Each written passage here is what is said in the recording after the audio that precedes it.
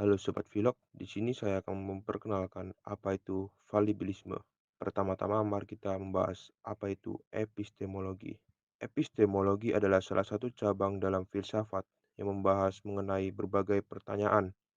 Nah, falibilisme ada di dalam bidang ini, yaitu epistemologi. Kata yang masih asing di telinga kita ini mempercayai bahwa bahwasanya ilmu tidak pernah mutlak benar. Hal ini didasari dengan kenyataan ilmu yang selalu berkembang. Falibilisme adalah doktrin atau pemikiran filosofis yang menyatakan bahwa semua pengetahuan bisa salah, namun tetap bisa dibenarkan dalam memegang keyakinan yang salah. Dalam pengertian istilah yang paling umum digunakan, falibilisme terdiri dari keterbukaan terhadap bukti baru yang akan menyangkal beberapa pengetahuan atau keyakinan yang dipegang sebelumnya. Falibis percaya kalau kepastian mutlak pada ilmu pengetahuan itu tidak mungkin. Mengenai falibilisme metode ilmu pengetahuan, metode ini memandang ilmu pengetahuan tidak menghasilkan pengetahuan yang absolut, pasti, dan universal. Metode ini dapat saja salah, meskipun pengetahuan ini sudah mengantongi kebenaran. Namun, metode pengetahuan ini tidak dapat menghasilkan suatu formulasi yang pasti tentang mengapa kebenaran seperti itu.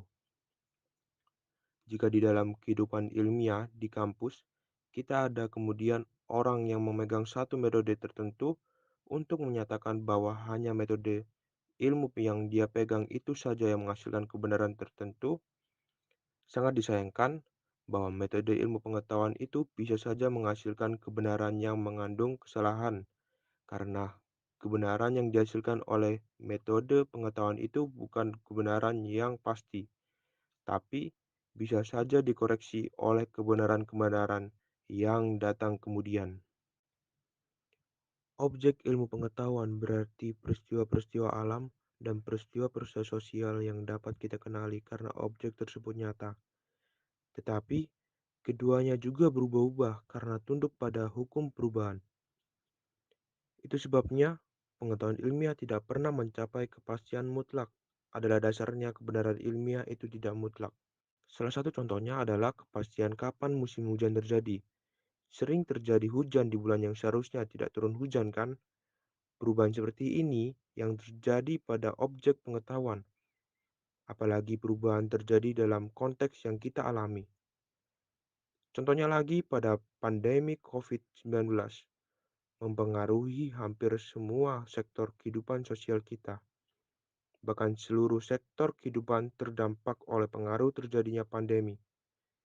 Inilah yang menjadikan pengetahuan ilmiah kita tidak pernah mencapai kepastian mutlak. Karena itu, dapat dikatakan bahwa ilmu pengetahuan tidak selalu benar secara mutlak.